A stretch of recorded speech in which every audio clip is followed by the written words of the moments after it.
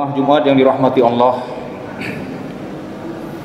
hari ini kita hadir ke rumah Allah untuk dua ibadah pokok, yaitu mendengar khutbah agar kita bisa melakukan muhasabah, introspeksi diri sejauh mana bekal yang sudah kita siapkan menuju hari akhirat kelak. Ibadah pokok kedua adalah menunaikan salat Jumat. Sangat disayangkan masih banyak saudara-saudara kita yang tidak hadir ke Jumat. Kita bersyukur digerakkan hati kita oleh Allah Subhanahu wa taala hadir ke Jumat dan bahkan kita menegakkan salat 5 waktu. Kaum muslimin jamaah Jumat yang dirahmati Allah. Tapi juga sangat disayangkan masih sangat banyak orang yang menunaikan salat tetapi perbuatan keji dan mungkar masih tetap dilakukan. Untuk itu pada kesempatan ini khatib mengambil topik, mengambil judul urgensi memahami esensi dan substansi salat. Untuk apa kita memahami salat? Untuk apa kita memahami esensi dan substansi salat? Agar salat kita berkualitas, agar salat itu mencapai tujuan yang diinginkan oleh Allah Subhanahu wa taala. Apa tujuan dari salat? Setidaknya ada dua yang disebut oleh Allah dalam Al-Quranul Karim. Di antaranya adalah untuk mengingat Allah. Dalam surah Taha Allah menyebutkan pada ayat 14 ketika Allah menceritakan Nabi Musa pertama sekali dilantik menjadi rasul di Bukit Tur di Semenanjung Sina, tepatnya Bilwad Al-Muqaddasi Tua, yaitu di lembahnya yang namanya Lembah Tua. Setelah Allah memperkenalkan dirinya, Allah suruh Nabi Musa alaihissalam membuka kedua terompahnya atau sendalnya. Lalu Allah perintahkan fastami' lima yuha, dengarkan hai Musa apa yang akan diwahyukan kepadamu. Lalu Allah memperkenalkan dirinya, innani anallah, sesungguhnya aku hai Musa, akulah ini Allah. Jadi wahyu pertama yang disampaikan kepada Musa, Allah perkenalkan dirinya, innani anallah, sesungguhnya aku inilah Allah. La ilaha illa ana, tidak ada satu Tuhan pun yang sebenar-benarnya Tuhan yang patut disembah illa ana, kecuali aku, cuma aku. Jadi wahyu pertama tentang tauhid. Lalu apa perintah Allah? Wa aqimis shalah. Setelah kita mengakui Allah sebagai Tuhan, kewajiban pokok pertama adalah tegakkan salat hai Musa. Jadi salat itu adalah ibadah pokok, tidak hanya untuk umat Nabi Muhammad. Sejak Nabi terdahulu itu salat adalah ibadah pokok. Untuk apa menegakkan salat? Kata Allah, aqimis shalah li dzikri. Tegakkan salat untuk mengingatku. Jadi tujuan salat yang pertama dan yang terpenting itu adalah mengingat Allah. Nah, nanti maka pentingnya substansi dan esensi salat kita bahas, dan mungkin sudah dalam beberapa tahun yang lalu pernah kita bahas di sini, tapi perlu kita review ulang. Kalau kita tahu esensi dan substansi salat, kita akan benar-benar mengingat Allah. Apa manfaat mengingat Allah? Salah satunya adalah bisa menenteramkan hati. Ala bi dzikrillahi tatmainnul qulub. Ketahuilah, dengan mengingat Allah hati tentram. Bagaimana tentram? Tidak tergoda oleh kemaksiatan, tidak tergoda oleh harta yang banyak dan pangkat, sehingga kita melupakan perintah Allah atau melanggar peraturannya. Lalu bagaimana mengingat Allah itu? Dan apa manfaat mengingat Allah? Itu adalah tujuan salat yang kedua. Ya, kalau orang sudah mengingat Allah, apanya yang kita ingat? Apa saja sifat Allah, apa saja yang Allah informasikan tentang dirinya. Allah mengatakan orang yang baik-baik akan dimasukkan surga, orang yang bertakwa dimasukkan surga. Sehingga kita ingat Allah, kita minta dimasukkan surga, dan kita akan beramal soleh.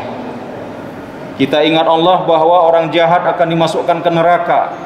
Kita jauhi kejahatan itu dan kita berlindung pada Allah dari api neraka.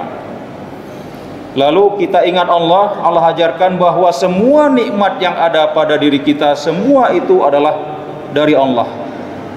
Walaupun kita lihat keseharian kita cari uang siang dan malam, ternyata kalau Allah tidak berikan nggak dapat rezeki itu. Sehingga kita bersyukur kepada Allah dan memohon rezeki. Apalagi kita ingat bahwa di dunia ini banyak hal yang membahayakan kita.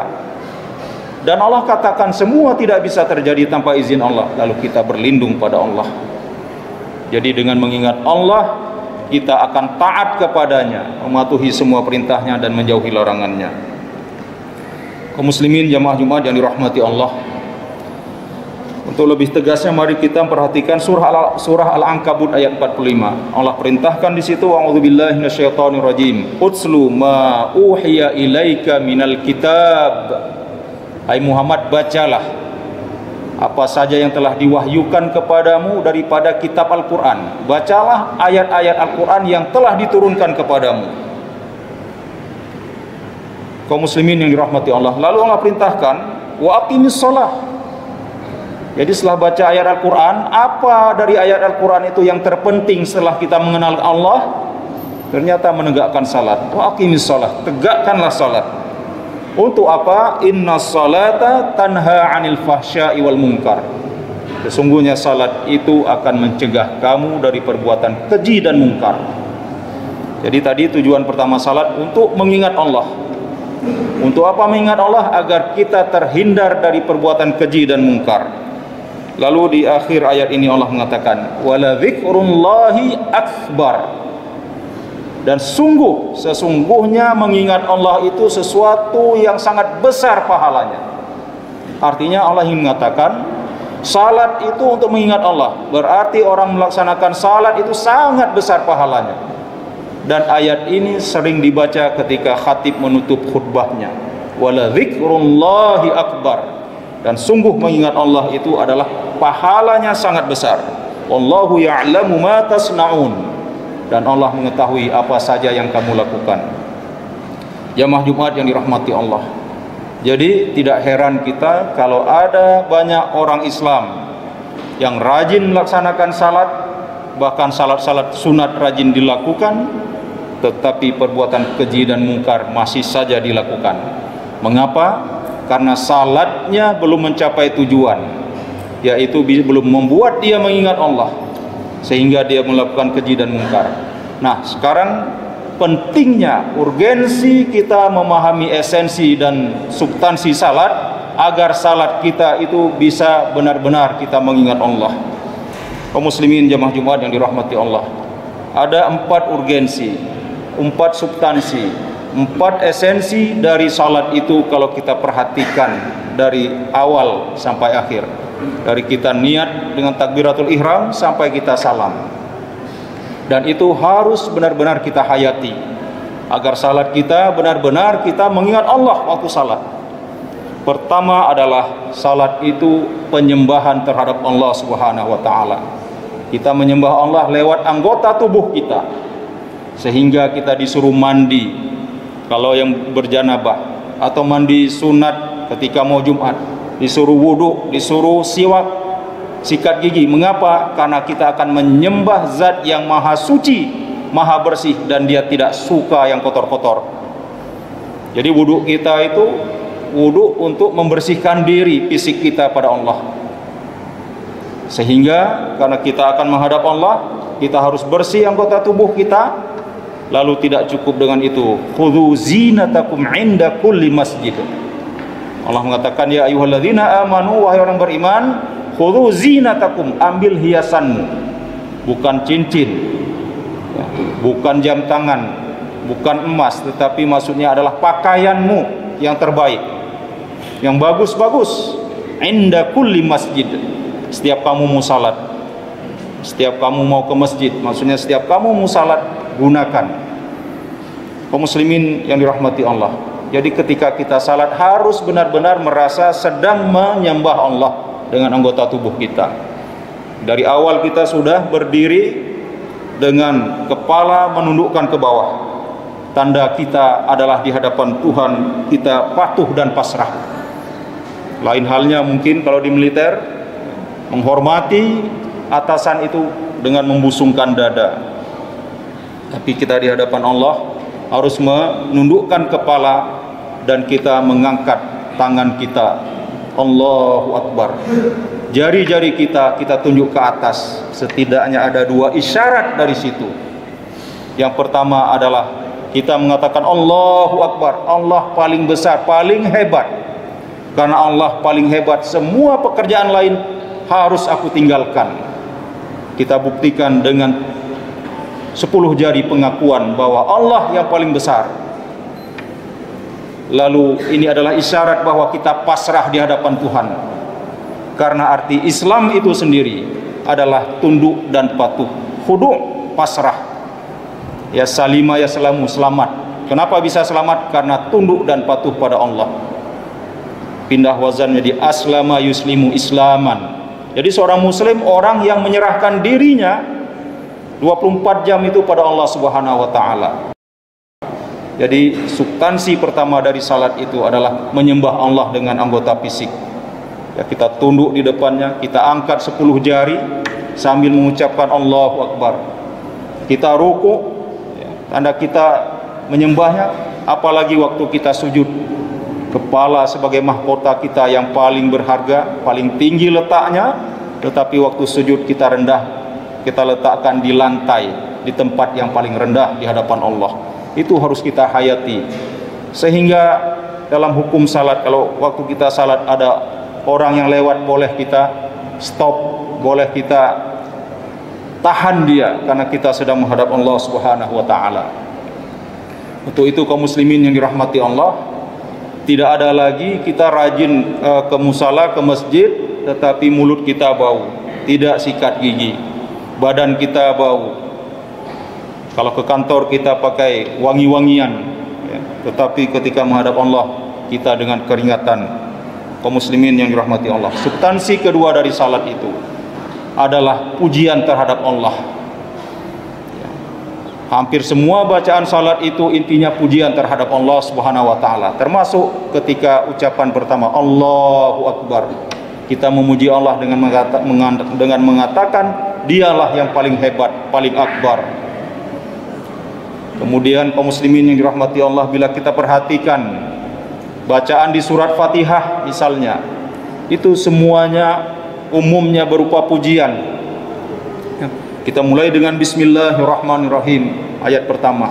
Kita sudah memuji Allah, karena kita mengatakan memulai membaca Fatihah ini dengan Bismillah, artinya betapa pentingnya Allah harus ada bersama kita. Lalu di ayat kedua kita memuji lagi Allah, Alhamdulillahi Rabbil Alamin. Alhamdulillah, pujian itu, ini bagi mahasiswa yang belajar di bahasa Arab mungkin tahu, isim mufrad pakai alif al berarti semuanya pujian. Pujian itu semuanya, baik memuji ilmu, memuji bersih, memuji sifat pemurah, pujian itu semuanya alhamdulillah. Maka sering diterjemahkan segala puji, berarti semua pujian lillah, hanya milik Allah. Allah yang berhak dipuji. Kita tidak berhak dipuji meskipun kita pintar, meskipun kita kaya, karena semua itu Allah yang berikan. Meskipun kita dermawan, adakah pernah kita hayati pujian itu? Alhamdulillahi Rabbil Alamin. Pujian itu semuanya ya Allah milikmu, milik Allah. Siapa Allah itu? Rabbil Alamin, pemelihara alam semesta ini, alam manusia, alam jin, alam gunung, alam semut. Kalau Allah nggak pelihara lagi rusak. Kalau Allah nggak pelihara lagi digempakan, hancur. Dan ini pelan-pelan Allah akan menghentikan pemeliharaan karena kita sudah berada di akhir zaman. Jadi kaum muslimin yang dirahmati Allah, Allah sangat terpuji dengan pujian yang kita lakukan. Tapi sayangnya kita tidak merasa sedang memuji Tuhan. Kita tidak merasa sedang memuji Tuhan karena kita nggak tahu artinya dan tidak pernah mau tahu apa yang kita baca itu. Padahal Allah sangat terpuji, bahkan dalam hadis qudsi riwayat Imam Ahmad dan Imam Muslim, Allah menjawab semua bacaan kita di surah Al-Fatihah.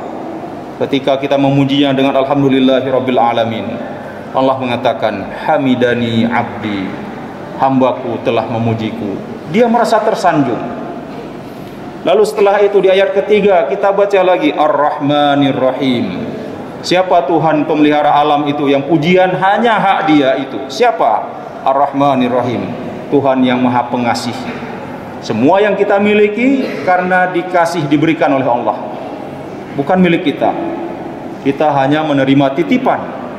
Kita hanya sebagai hak guna pada kita, dan hak pakai dan hak memelihara. Allah yang Maha Pengasih. Kalau itu kita hayati, yang ada pada milik kami ya Allah itu milikmu, kami hanya Engkau berikan hak pakai dan hak memelihara sesuai yang Kau amanahkan. Ar-Rahim, Ar-Rahmanir Rahim, Tuhan yang Maha Penyayang, yang menyayangi hamba-hambanya yang patuh kepadanya sehingga Dia sediakan surga. Allah sangat terpuji dengan bacaan itu. Itu bacaan yang Allah suka, sehingga Fatihah diturunkan dan kita wajib membacanya setiap salat dan setiap rakaat. Salat zuhur 4 rakaat, tidak wajib di rakaat pertama saja, tapi semua rakaat, karena Allah suka pujian itu. Tetapi sayangnya kita tidak merasa sedang memuji Tuhan. Ketika kita membaca Ar-Rahmanir Rahim, Allah yang Maha Pengasih lagi Maha Penyayang, dalam hadis qudsi tersebut Allah juga menjawab, adalah Athna alayya abdi, hambaku menyanjungku. Jadi lebih daripada puji, semakin naik levelnya, Allah merasa tersanjung. Lalu kita lanjutkan lagi dengan pujian ketiga, Maliki Yaumiddin, Allah yang menjadi raja, pemilik hari kemudian. Di hari akhirat Dia menunjukkan kerajaannya secara nyata ya. Kalau di dunia ini yang salah masih bisa selamat karena dekat penguasa. Di pengadilan kadang-kadang yang salah menjadi benar, yang benar menjadi salah, karena kita pintar memutarbalikkan fakta. Yang benar menjadi salah karena nggak bisa membela diri. Tapi kita mengatakan di hari akhirat nanti Maliki Yaumiddin, Tuhan yang menguasai hari kemudian. Apapun kata-kata yang pernah keluar dari mulut kita terekam jelas, nanti kita akan dengar sendiri. Apapun yang kita lakukan kita akan lihat nanti di sana. Kaum muslimin rahimakumullah. Lalu Allah menjawab apa terhadap pujian kita yang berikut ini tadi? Allah menjawab, Majjadani abdi, hambaku telah mengagungkanku. Dari memuji, menyanjung dan mengagungkan, levelnya semakin naik kaum muslimin yang dirahmati Allah. Lagi-lagi pernahkah kita hayati pujian kita itu terhadap Allah Subhanahu wa taala? Dan Allah tahu si A memujiku lisannya saja, hatinya sedikit pun enggak merasa sedang memujiku. Allah tahu kualitas salat kita. Jadi kaum muslimin sudah dua substansi salat, menyembah dengan anggota tubuh dan memuji dengan lisan. Kemudian yang ketiga adalah bisa kita lihat dari lafaz Iyyaka na'budu wa iyyaka nasta'in. Engkaulah yang kami sembah ya Allah.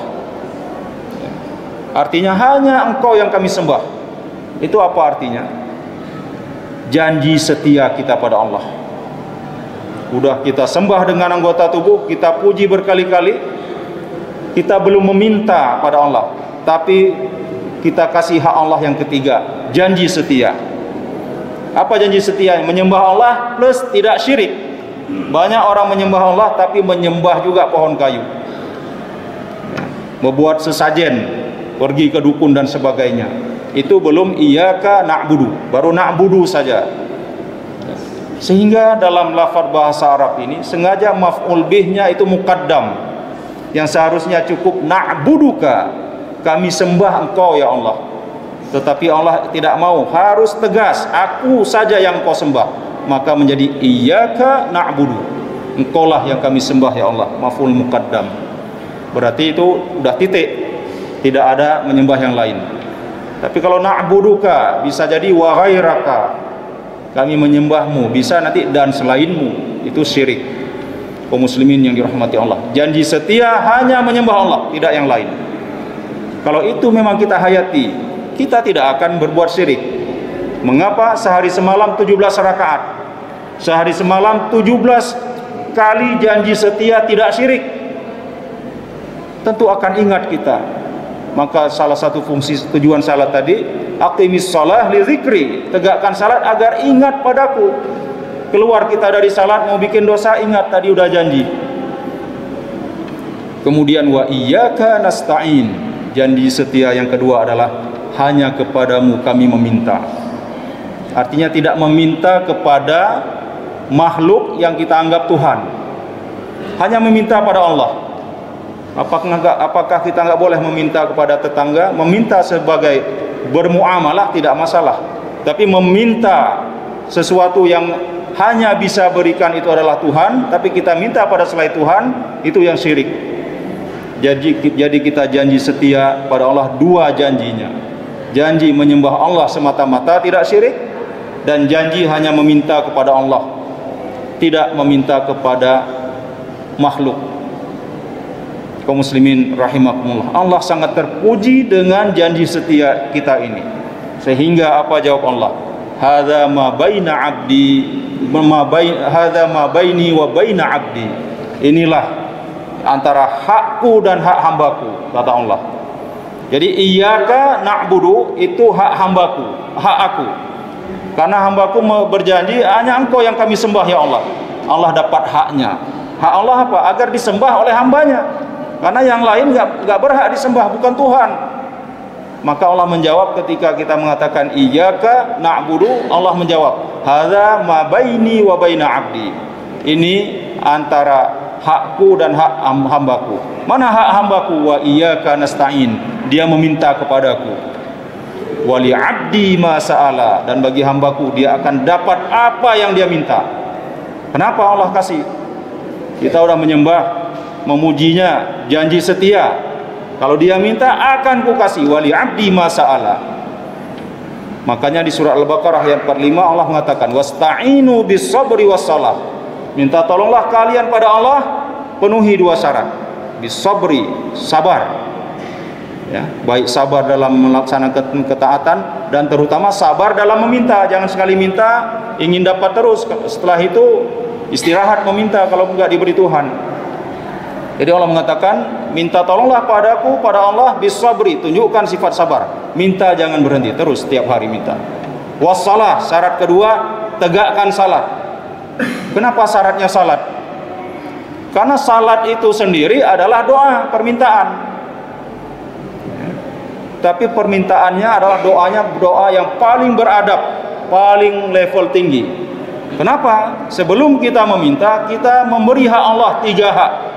Kita sembah dengan anggota tubuh, kita puji berkali-kali, lalu kita janji setia. Terakhir baru kita minta. Apa yang kita minta? Satu yang kita minta, ihdinas siratal mustaqim, tunjukilah kami ya Allah jalan yang lurus. Cuma satu yang kita minta. Sampelnya siapa? Jalan seperti siapa? Siratal ladzina an'amta alaihim, yaitu seperti jalan orang-orang yang telah Kau beri nikmat pada mereka. Jalan Nabi, jalan sahabat, jalan tabi'in yang soleh, tabi'in yang soleh, orang-orang yang patuh pada Allah. Jalan itu ya Allah, ghairil maghdubi alaihim, bukan jalan orang yang Engkau murkai, jalan orang Yahudi, waladdallin, bukan jalan orang yang sesat, orang Nasrani dan yang semisalnya kaum muslimin yang dirahmati Allah. Jadi yang kita minta dari Fatihah itu cuma satu, minta jalan yang lurus. Satu yang kita minta tapi lengkap. Maka Fatihah itu dianggap ummul kitab, disebut ummul kitab, induknya kitab Al-Quran. Semua isi Al-Quran itu kalau semua sudah terwakili oleh Fatihah. Di Al-Quran apa? Perintah salat, perintah haji, perintah zakat, kita sudah janji setia ingin patuhi tadi. Engkau lah yang kami sembah ya Allah, lewat salat, zakat, puasa. Jadi kita minta satu, jalan yang lurus, jalan hidup yang lurus, keyakinan yang benar terhadap Allah, ya. Dari bangun tidur sampai tidur kembali, jalannya seperti yang Allah inginkan, seperti jalan Rasul. Apa referensinya? Jalannya seperti jalan Nabi, jalan sahabat. Di mana kita mau tahu itu? Di Al-Baqarah, seakan-akan Al-Baqarah itu melanjutkan daripada akhir Fatihah. Ini yang dinamakan ilmu munasabah dalam tafsir, korelasi akhir satu surat dengan awal satu surat. Allah mengatakan a'udzubillahi minasyaitonirrajim, Bismillahirrahmanirrahim. Alif lam mim. Ini sangat panjang kalau kita bahas alif lam mim ini. Dzalikal kitabu la raiba fih. Allah katakan kitab itu, Al-Quran ini yang ada pada kalian ini, hai Muhammad, wahai umat Islam, la raiba fih, sedikit pun gak ada keraguan di dalamnya. Apa yang dikatakan pasti benar. Coba buktikan kalau Al-Quran bilang A, tahu-tahu kejadiannya B, satu aja, gak ada kata Allah. Apa fungsi Al-Quran? La hudal lil muttaqin, jadi petunjuk bagi orang yang takwa. Hudal lil muttaqin. Tadi kita minta apa? Ihdi tadi fi'il amar dari kata hudan ini, hada yahdi. Tunjuki kami jalan yang lurus. Apa referensinya? Sumbernya Al-Quran. Dia menjadi petunjuk bagi orang yang takwa. Jadi seakan-akan Allah ingin mengatakan, kamu ingin jalan yang lurus, zalikal kitab, itu kitab Al-Quran. Pegang, baca, pahami, amalkan, luruslah jalannya. Kaum muslimin jamaah Jumat rahimakumullah. Jadi itu substansi keempat daripada salat, yaitu doa. Jadi bisa kita simpulkan adalah salat itu sesuai makna bahasanya adalah doa. Salat itu doa. Doa yang bagaimana? Doa yang paling tinggi levelnya, doa yang paling beradab. Karena sebelum meminta kita kasih hak Tuhan tempat kita meminta. Kita kasih hak untuk kita sembah, hak untuk kita puji, dan hak untuk kita janji setia, baru kita meminta. Maka wajarlah di Al-Baqarah 45 Allah mengatakan, wasta'inu bis sabri wassalah, minta tolonglah kalian pada Allah dengan sabar meminta, wassalah, lakukan salat. Kenapa Allah suka salat itu? Karena kita kasih hak dia 3, lalu kita minta hak kita 1. Maka Allah jawab, wali abdi masa'ala. Jadi ketika kita membaca ihdinas siratal mustaqim, siratal ladzina an'amta alaihim sampai waladdallin, Allah menjawab, wali abdi masa'ala, bagi hambaku akan dia dapat apa yang dia minta.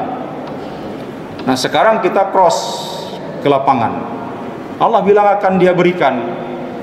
Apa yang dia berikan? Yang kita minta, apa yang kita minta? Hidup dalam aturan Islam, ya, dalam mencari rezeki, dalam bertetangga, dalam makan, ya, makannya sesuai Islam dan sebagainya. Lalu sudahkah itu petunjuk itu sudah diberikan pada kita? Kalau belum, perlu kita introspeksi. Kemungkinan besar karena kita tidak menghayati apa yang kita lakukan dalam salat. Apa yang kita minta, kita nggak terasa memintanya.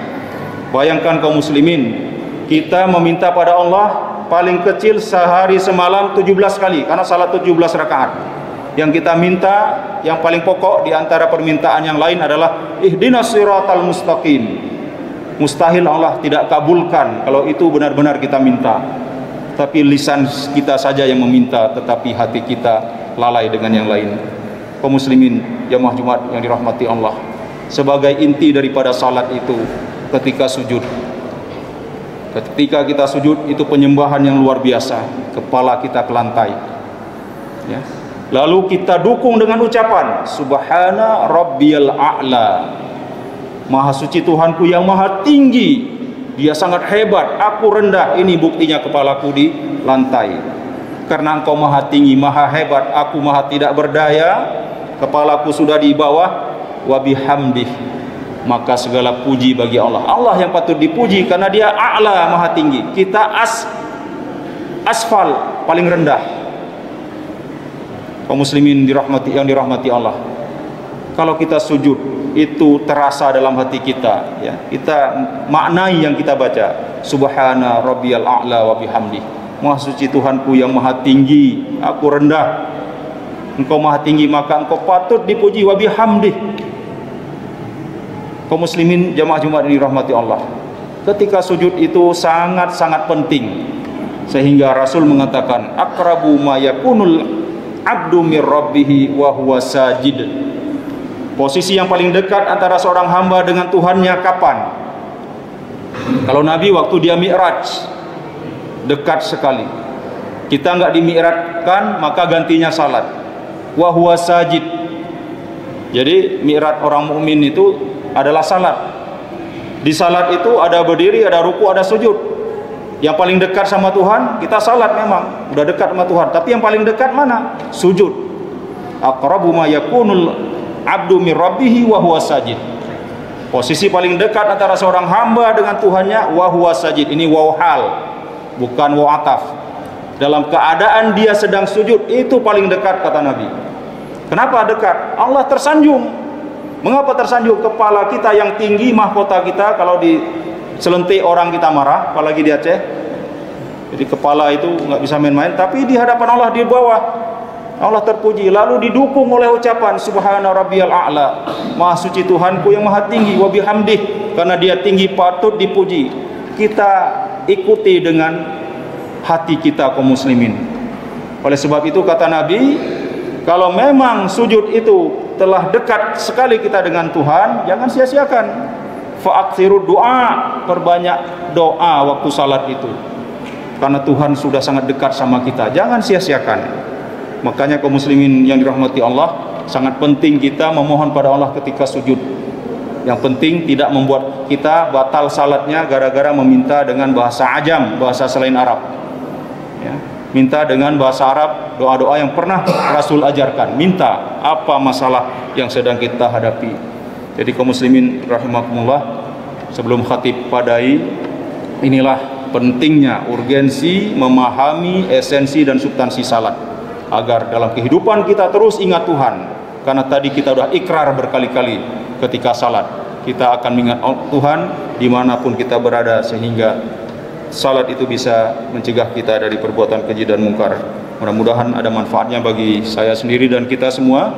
Barakallahu